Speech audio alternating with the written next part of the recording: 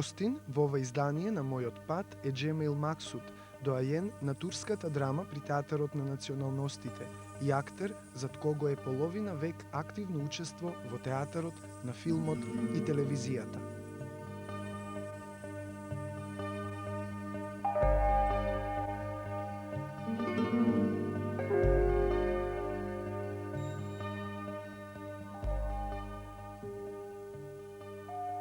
Идејата ми се роди одеднаш, бидејќи на други луѓе се случува дека од малите години мислат за некоја професија. Ја воопшто не сум размислила од мали години, као дете, као после, што ќе видам во животот. Така одеднаш се случи дека ми се роди една идеја дека можам да видам актер, да се занимавам со актерство, и се пријави во театарот на народностите. Тоа е Малцинскиот театар се велеше, се викаше Малцински театар, и се пријави, имаше комисија, не аудиција, една песна, приказна, па пење, и бев примен, и многу бев среќен. Првата улога ми беше во една пиеса Џафер Беговица, во режија на Шерафетин Неби, тогај актер од почетокот на театарот, еден од пионерите. Играв една улога, Адил се викаше, помала улога, па потоа во истата представа играв поголема улога Абди Ага или Миралеј. И можам да се пофалам или еве да не бидам скромен, дека од почетоците, иако немав никакво искуство во театарската дејност, и во моето семејство немаше традиција за театар, и затоа прифатив многу сериозно ова професија. Секоја улога, колку години да имате искуство, не може не еден, баре јас не можам да речам дека сум го владеел занаетот. Занаетот во актерството, во уметничката дејност е секогаш да побарате нови нешта и за припреми за улоги. Ако достигнете ниво дека сте задоволни, дека сте достигнале тоа ниво, занаетот дека сте го совладале, тога нема напредок во уметност. Во која била уметност?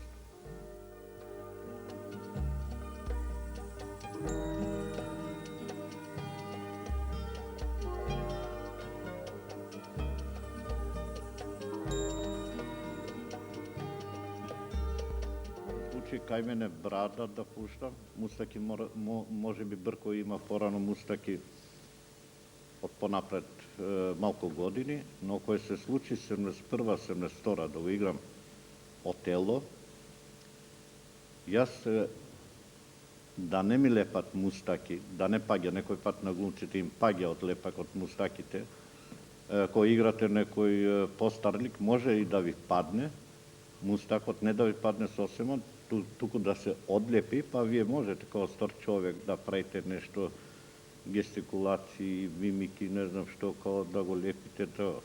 Но бидејќи ми се одреди улогата Отело. Отело, како знаете, е војник бил. Као војник, као командант. И јас инсистирав кај режисерот и кај глумците да пуштам брада и мустаки. Не ваква брада дива, туку имаше вака облик, подруг облик, како ја што мислев. И од тогаш, па до денеска, носам брада и мустаки. Глумецот нема пензија. Мислам, работи додека може. Некој повеќе, некој помалку. Тоа пензијата е нормално званично. Јас сакав да одам, бидејќи сакав да се чувствувам како пензионер, да немам обврски службени према театарот. Скоро имав 40 години, но можев да останам уште 2 години. Тога се дозволуваше да останете колку сакате.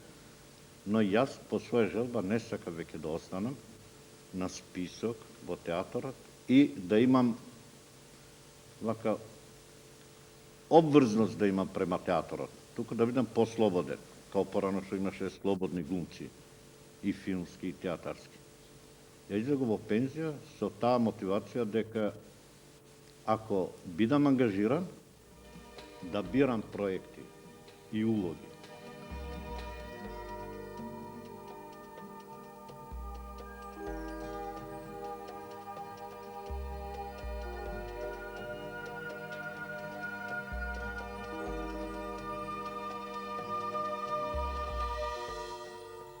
Имав од почеток многу трема за Отело. Не знаев како да придам, бидејќи тоа познато дело, во светот познато и кај нас, и Шекспир. И мислев каква линија ќе дадам, заедно со режисерот, тоа Мирко Стефановски го режираше, па пред премиерата, едно 20 дена, јас го прашав Горан Стефановски, дали има на репертуар во Белград или во Загреб Отело, да одам да видам. Да видам барем малку. Јас сум имал сознание како е Отело. Многу сум читал и некои филмови изгледа сум гледал, и америчка верзија и руска, но сепак има многу трема од почетокот, не пред представата. И во тоа време немаше на репертуар ни во Белград, ни во Загреб никаде Отело. И рекоа дека ќе дојдат на генерални проби сите професори од филозофскиот факултет да го гледат, бидејќи тие предават од англиска група, предават и за Шекспир и за овано. Ме фати некоја трема, бидејќи ние немаме услови како да се припреми такво дело, светско, најголемо дело, скоро може да се рече, романтика.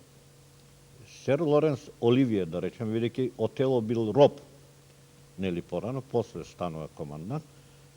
Сер Лоренс Оливие, нели во сите Шекспирови дела играл, имав читано тога, дека само за одењето 6 месеци вежбал како одел тој роб, бидејќи долго време бил во синџири. Во синџири, мислам, нозете му биле заковани во синџири, и кој станува командант, да речеме, пак останува, влијае тоа, синџирите влијат на одењето на тој Отело после тоа, кој ги добивал или битките или не знам што. Ние немаме такви услови, 6 месеци да работам одење само, па други работи. Ние тука припремаме, да речеме, максимум, секое дело, кој било дело, 2 месеца. Но со помош на кореограф, направивме едно, не да го карикирате одењето, туку малку да има еден символ дека овој и да види публиката дека бил роб. Комедијата е потежок жанр. За кого? За мене. Треба да го насмееш публиката. Ако не можеш да ја насмееш публиката, тога и малку е под ниво. Додека во драмски ликови, публиката го прима така како што ќе го играш. Драмските ликови позафални се за глумецот. Може да го даде себе си и да игра онака како што треба. Не мора да ја насмее публиката, но публиката е сваќала на трагедијата или не знам што, драмата. Затоа се постава прашањето дали е потежок комедија или драма. Подеднакво се тешки, но комедијата е по-моја, потешка, потежок жанр.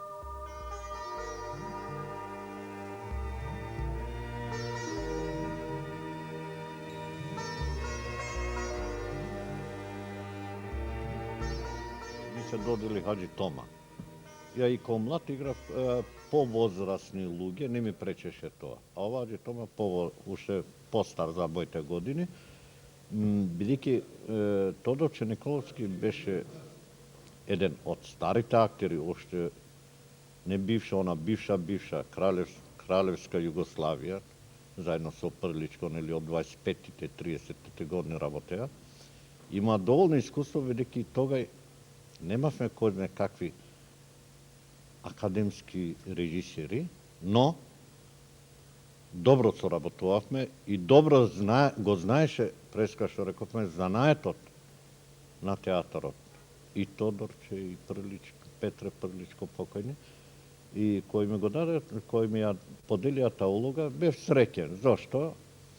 И да погрешиш и во текстот, тој е постар, значи нема да се види дека така требало, но ја одира.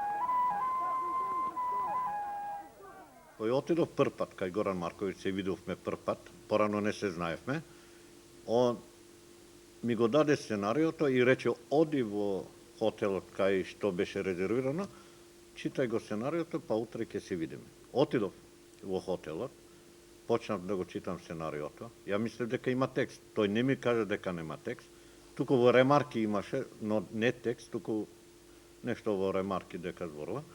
И утредента, кој накратко вака на брзина телеграфски да изборам, отидов утредента, по една ноќ, се видовме со Горан Марковиќ, што е одличен режисер, и му реков дека Горане, ова болест ја не го знам.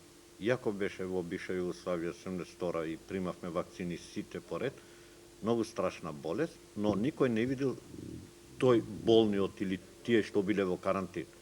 Никој нема прилика да ги види. И му реков дека овде нема текст. Како ќе ја градам улогата, многу е тешко.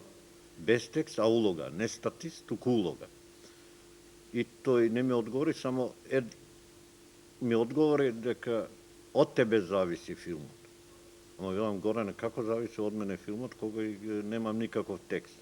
Ќе бидам као статист. Не, од тебе зависи. Само толку.